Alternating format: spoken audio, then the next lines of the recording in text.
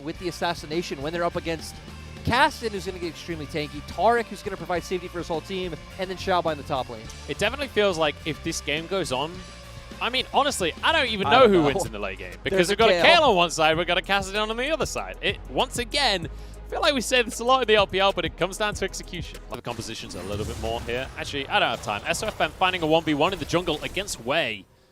We'll get a bunch of damage down, and I think he managed to grab that red buff as well. Nicely done here by SOFM. He wants a chicken on top of everything else. And I think he's going to be able to find it, because Wei does not want this fight right now. He'll be stunned. Sky Splitter comes through. We might have a solo kill in the jungle. Wei forced away on a black code. Yeah, overall, really good tuning in. This is something we have seen here in the LPL before. We saw Fofo on BLG do it. Hang on. Finn's in trouble here. Flashes the knockup. Wei still wants to make this happen. The slope from the smoke bomb will do a lot of work here, but Finn dodges the damage. And it's just going to be a flash.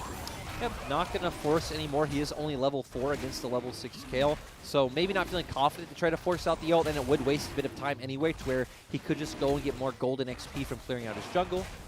In the meantime, SOFM gets an opportunity to get onto this dragon. And let's bear in mind, it's not Suning that we're quote-unquote. Then Suning had spent so much time playing with BB already, it was very hard for them to integrate him into the roster.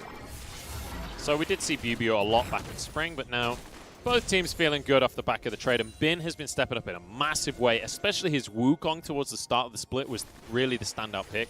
But let's forget about the picks here, because we've got a pick onto Suning. It's Angel caught by the Ash Arrow. Nicely done by Wing, but they can't follow up on a kill. Oh no, not again. SOFM grabs himself. The Herald denies it from E-Star. SOFM will pay with his life this time, so doesn't get away with everything. And that's a first blood to KASSADIN. That is not what you want if you're a fan of Suning. Answered though, as a pickup goes onto Wing. Now stun onto Sword Art as well. They're trying to find more for this one. And they're going to be invincible. There's no damage coming in, but hey, it looked. Take over this game from is just keep rotating Angel, find numbers advantage, find picks, and, build up a huge gold advantage to where, scaling and team fighting, all that stuff doesn't necessarily matter. Well, Lyric, I have some good news for you. And whether it's for Suning or for anyone, the second Drake is Cloud, which means we will get either a Mountain or an Infernal Soul. Infernal. Angel's in trouble here. The Infernal Soul did go on through, dodges away from the ultimate, flashes over the wall, and Angel's out of there. That was nicely done. That was really well. I feel like I was watching Civ HD. Oh, God. That brings back some memories. The Yukes. Well, he didn't really juke, did he? He was actually... He kind of just ran away. For a little bit, a co-owner in my old team. Really? Yeah. Which team?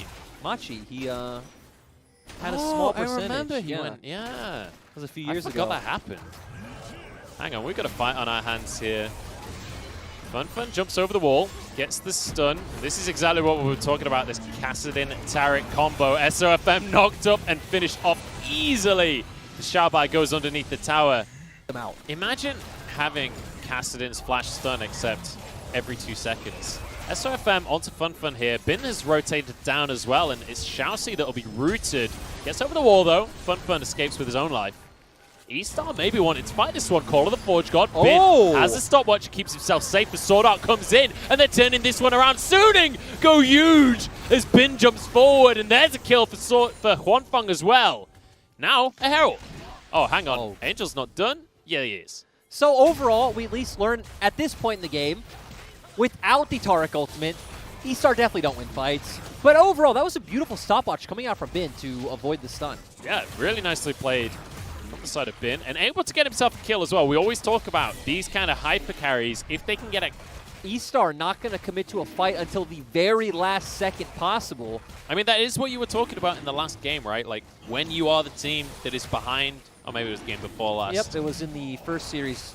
It's like when you have the composition that doesn't want to fight right now, wait until the last possible second. Get as much scaling as you can before you... On KASSADIN, it feels like it's even more true. Yeah. They've kind of looked at the World Champion and gone, hey, let's do that. And you can't really fault him. Now playing the bottom side, everyone TPs immediately. Xiaoxi invincible, keeps himself safe here. And as the whole team for E-Star arrives, everyone backs away. And ultimately, we set up... This is Infernal Soul. This is not... We were like, all right, we have a great soul. Everybody's going to contest. We're going to see fights back and forth, blah, blah, blah. No. We just see E-Star completely give up Infernal Soul. That conceding isn't technically a loss. Flash from Bin here. Cosmic Radiance used real early in this fight. That is not good for E-Star. And Suning, they don't even have to commit to the fight now. E-Star like that edgy kid in like high school gym class where like you're playing a sport, you're trying to win, and they're just like over there like, no, I don't care. I don't care about this sport. They're going to do nothing, their team's going to lose, but they feel cooler and edgier for it. They feel like all the girls are looking at them, but that's not how winning championships in LPL works. Here's the thing. None of the girls are looking at them because there are no audiences in the arenas right now. This is not the place. Swordog got 4 knockups with his ult. Down comes the bear. I mean, there's nothing that E-Star could do here. I say that, 1 kill does go their way, but Wink just gets 2 shot by Bin here. 1 more auto when he goes down. Oh, Fun pops up though, but he's clopped by a bear. And that's going to be that. Now onto the Baron. Obviously, that fight showed us that this is not clear-cut at all, like who wins in terms of scaling, because holy Fun doing so much damage with his ultimate. Holy Fun. But at the end of the day, the Infernal Soul Kayle Ezreal team does come out on top. Well, the Baron, if an Infernal Soul was not enough, now a Baron on top of it. Suning, it may not have been the cleanest team fight ever. Bin has to win the fight. That is how these compositions function.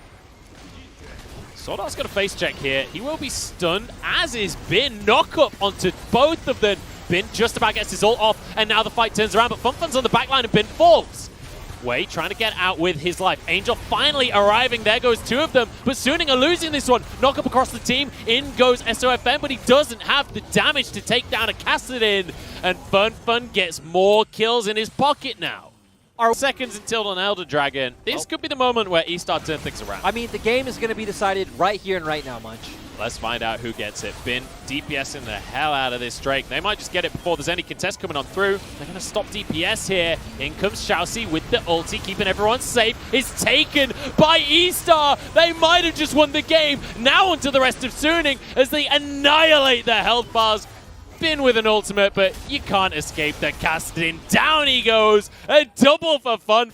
And E-Star have somehow pulled this off. Munchables, that made no sense to me. We actually saw Suning get the dragon that low and then just back off and all E-Star rock up and throw down Taric ultimate. Like, hey, sure, you guys can have that dragon. We'll posture for a better fight afterwards. That makes no sense. You don't get a better fight when they've got Elder Dragon. Infernal Soul went the weight of Suning with basically no contest.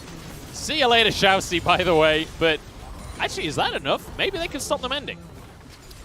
Started by E-Star. If Fun oversteps, it is still very winnable for Suning here. They still have insane damage. They still have a Kayle. Like, we have the 2 insane hyper carries in the same game here. 1 on either side. This could go either way. Yep, we have seen that E-Star. Fun in trouble, but Taric ult still available. That's a stun onto Sword Art, and he just gets annihilated. Now onto the rest of the team. I take it back. This one is over. SOFM going to be the next one to fall as Angel is chased down by Fun. There is no escaping this KASSADIN. There's no way you can run, Suning. And now into the base go E-Star. Lyric, we're going to 3 games. We're going to the full series here. And E-Star pulling this one out of the back. Yep, and we have found out an invincible KASSADIN beats an invincible Kayle. That we did. We're going to 6 games here today, Lyric. And you know what? It couldn't have gone any other way. I was thinking maybe Suning could take this one, but the draft definitely going the way of E-Star. And when KASSADIN gets to do KASSADIN things, this is what happens. I mean, and just overall, right? Because when it came to scaling, we were a bit hazy. But when it